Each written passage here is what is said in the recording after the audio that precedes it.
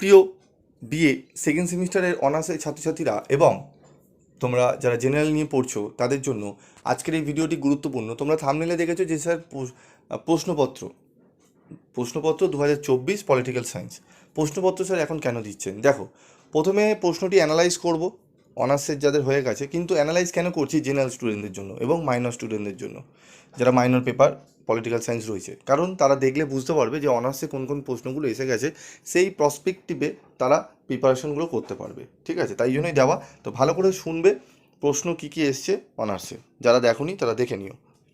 তো দেখো, নিম্নলিখিত যে কোনো তিনটি বিষয়ের সংক্ষিপ্ত টিকা লেখো, প্রতিটি 100 শব্দের মধ্যে।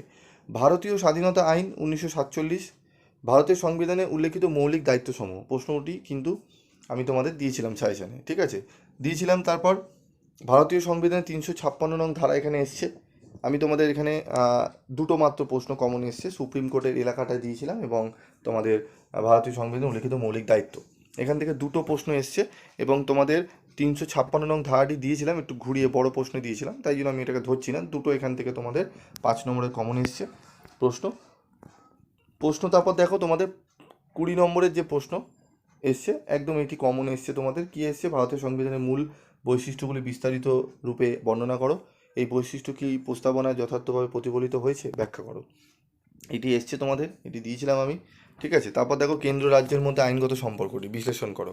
তুমি কি মনে করো এই সম্পর্ক ভারতের যুক্তরাষ্ট্রীয় চরিত্রে গুরুত্বপূর্ণ ভূমিকা পালন করেছে? যুক্তি সহকারে ব্যাখ্যা করো। প্রশ্নটি কিন্তু গুরুত্বপূর্ণ ছিল। দেখো, রাষ্ট্রপতি ও প্রধানমন্ত্রীর সম্পর্ক, এটি কিন্তু তোমাদের সাজেশনে কিন্তু ছিল। ঠিক আছে, আর এখানে তোমাদের গণপরিষদের ধর্মের অধিকার সংক্রান্ত বিতর্কটি সংক্ষেপে আলোচনা করো। স্বাধীনতা সাম্য কোনো অধিকার দেয়নি তোমাদের, ধর্মের দিয়েছে। তবে স্বাধীনতা এবং সাম্যের অধিকার কিন্তু যারা জেনারেল নিয়ে পড়ছো এবং যারা মাইনর পেপারের পরীক্ষা দেবে তাদের জন্য অত্যন্ত গুরুত্বপূর্ণ। ঠিক আছে, তারপর দেখো মডেল 2 থেকে 20 নম্বরের প্রশ্ন। দেখো, বিচার বিভাগীয় সক্রিয়তা বলতে কি বোঝো? এটি 5-এ ছিল তোমাদের। তুমি কি মনে করো যে বিচার বিভাগীয় সক্রিয়তা ভারতের গণতন্ত্র একটি নিরাপত্তা ভাল্বের ভূমিকা পালন করে? উত্তরের সপক্ষে যুক্তি দাও। একটু প্রশ্নগুলো কিন্তু তোমাদের 15+5-এর কনসেপ্টে তোমাদের এরকম করে এসছে, ডাইরেক্ট 20 ওইভাবে দেয়নি। আর তারপর দেখো এখানে একটি মাত্র উপরে প্রশ্নটি কমন এসছে। ভারতের প্রান্তিক মানুষের ক্ষমতায়নের হাতিয়ার হিসাবে 73তম সংবিধান সংশোধন আইনটি আলোচনা করো। ঠিক আছে, প্রশ্নটি একটু তোমাদের ভালো এসছে, তবে তোমাদের যারা কিন্তু ডিপলিভাবে পড়াশোনা করনি তাদের ক্ষেত্রে কিন্তু অনার্সটা একটু মুশকিল হয়েছে। ঠিক আছে, তারপর দেখো ভারতের যে কোনো অঙ্গরাজ্যে রাজ্যপালের ভূমিকা, প্রশ্নটি কিন্তু দিয়েছিলাম তোমাদের, এবং সংসদীয় কমিটি ব্যবস্থা, এইগুলো কিন্তু অর্থ কমিটির গুরুত্ব বিশ্লেষণ করো। এই দুটি প্রশ্নই কিন্তু এখানে কমন। মোটামুটি তোমাদের কিন্তু প্রশ্ন 10-এর দুটি, 15 নম্বরের দুটিগুলো প্রশ্ন কমন এসছে, 5 নম্বরের দুটি, মানে একটি 5 নম্বরে জাস্ট তোমাদের আসেনি, বাকি মানে 95% মতো তোমাদের কোশ্চেন কিন্তু কমন চলে এসছে। ঠিক আছে, অন্য জায়গায় সাজেশন মিলিয়ে দেখবে এবং আমি যে সাজেশন দিয়েছি মিলিয়ে দেখবে এখানে তোমরা মেলালেই বুঝতে পারবে। ঠিক আছে, এবং প্রশ্ন এবার তোমাদের বলি, অনেকে বলবে 200%, 100%। প্রশ্ন কিন্তু পিভি স্টাডি ক্লাস অনেক কম রাখে, এটা তোমাদের কিন্তু দেখতে হবে যে কে প্রশ্ন কম দিচ্ছে। তোমাদের যদি একটি দুটি প্রশ্ন না আসে, সেক্ষেত্রে তোমরা যদি বলো স্যার অন্যান্য জায়গা থেকে পুরো এসছে আমার আসেনি, আমি তোমাদের জাস্ট একটা এক্সাম্পল দিই। ফিলোসফির যারা তোমাদের নেই, যাদের রয়েছে তারা জানে ভালো মতো। কিছু কিছু চ্যানেলে তোমাদের কিন্তু বা কোনো বইতেও, তোমরা যদি সাহিত্যিক বইও কেন, একজন আমাকে বই পাঠিয়েছে, বলছে স্যার বইতে সাহিত্যিক বইতে দেখছি 45টা 15 নম্বর 10 নম্বরের প্রশ্ন দেখতে পাচ্ছি, 10 এবং 15, আর 5 নম্বরের 50টির কাছাকাছি। তো এই যে 50টি এবং 45টি টোটাল তোমার প্রায় 95টি প্রশ্ন পড়লে তবে তোমার সেই সাজেশন বইটি কমপ্লিট হচ্ছে।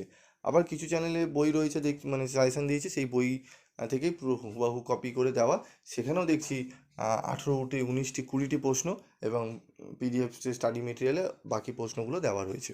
তো 20টি 18টি প্রশ্ন এখানে 5 নম্বরের, এবং বাকি প্রশ্নগুলো আর মোটামুটি 30টির ওপরে প্রশ্ন দেওয়া।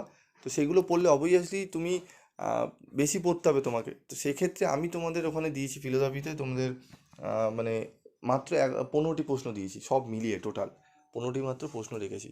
তো এই জন্যই আমি তোমাদের একটু রিক্সি সাজেশান থাকে, কিন্তু সাজেশান বলতে এগুলোকেই বোঝায়। আমি যদি পুরো বই থেকে থরলি দিয়ে দিই, আর আমি জানি সেখান থেকে প্রশ্ন ওর বাইরে দেবে না, কারণ পুরো বইটিই আমি দিয়ে দিচ্ছি। তো সেক্ষেত্রে একটু অসুবিধা হয় পড়ার জন্য। তো আমি কারো সমালোচনা এখানে করছি না, জাস্ট তোমাদের ব্যাখ্যাটা দিলাম। ঠিক আছে, তোমরা অনেক সময় বলো তো স্যার এই প্রশ্নটা আসেনি, এই জন্য যদি তোমাদের বড় প্রশ্নে মানে বেশি প্রশ্ন পড়তে চাও তাহলে অবশ্যই আমি দিয়ে দেবো, সেক্ষেত্রে তোমাদের প্রবলেম হবে না। তো যাই হোক, তোমাদের কাদের কাদের জেনারেলের কোন কোন সাবজেক্টের সাজেশান লাগবে আমাকে কমেন্ট বক্সে করে জানিও, আমি তোমাদের 100% কমনযোগ্য সাজেশান দিয়ে দেবো। আজকের মতো এইটুকুই।